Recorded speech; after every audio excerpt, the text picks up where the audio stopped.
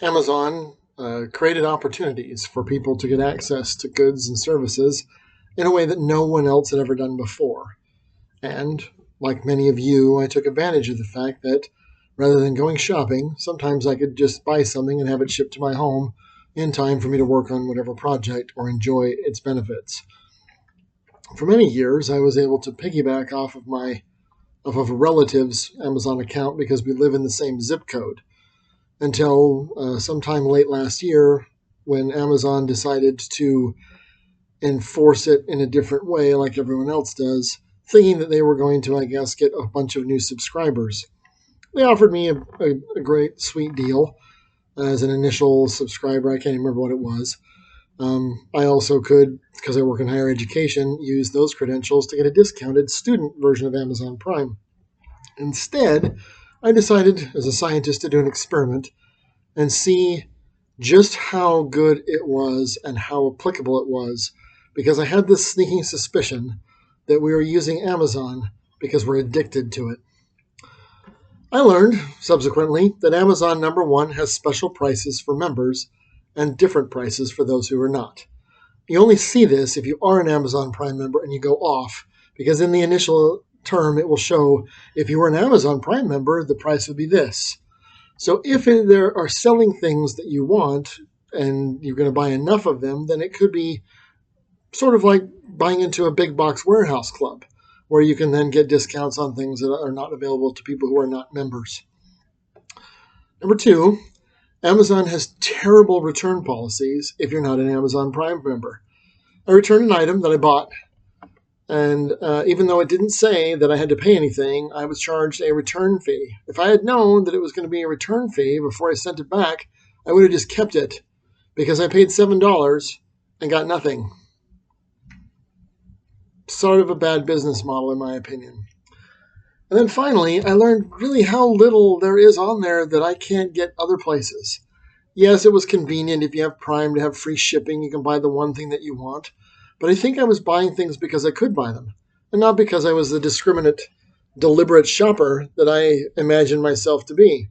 And now that I don't have it, I don't buy stuff, or I do a little bit more research than just going to Amazon, and I find stuff that either Amazon does not have or that Amazon does not offer a good deal on. And I'll just give you one example. I know it's a little bit childish. I decided this year that I wanted the complete adventures of Rocky Bullwinkle and Friends. And you can get it on Amazon for $10 more than I was able to buy it brand new on eBay. Oh, and that's with free shipping. So, I'm not an Amazon Prime member. It's not an Amazon Prime item. So I don't know if I was a Prime member if I would get free shipping on it. But I would have to pay money for it, and then I would have to probably pay to have it shipped to me. But I went to eBay and got it for $10 less than the Amazon price, and I don't have to pay shipping either. I bought another item from the same seller, and they offered me a 10% discount if I bought two things. So I bought a second item, and it basically cost me $4 more than the first one. So I don't think it's the good deal that they want you to think it is. When it was started, it was great. I can't remember what the initial price was, but it was very cheap.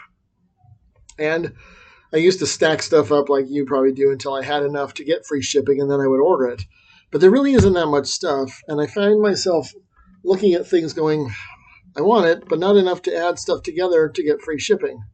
And my relative has said, if you want something, let me know, and I'll just buy it for you. Except for, I don't need it, and neither do you. Say what you like about the company. I have other experiences that corroborate my concerns with them as a corporation. Yes, they did something no one else did, and so they have earned a little bit of their money. They also got some significant subsidies that helped keep them afloat in their tender years. About 20 years ago, they were such a bad company, people were leaving Amazon warehouses to go work at Walmart warehouses. I think it was because of better pay, but it was also because of better treatment. Or if it's going to be both be bad, we are going to at least get paid more. So I'm surprised that they didn't fold 20 years ago, and probably because they're getting help. I don't know about you, but I noticed from time to time I would get Amazon packages that were delivered by the Postal Service. So it made me wonder if taxpayer money was directly paying for my free shipping. And while a lot of people don't think anything about bilking their neighbors out of tax money for their own benefit, I find that a disingenuous business model where it's not free, it's prepaid. You've already paid taxes. Those taxes enable you to get this free shipping, but only if you're a member. It's almost like we have two tiers of citizenship: the Amazon Prime citizens and the Amazon non-Prime. Or I guess would that be Prime numbers and non-Prime numbers? Yeah.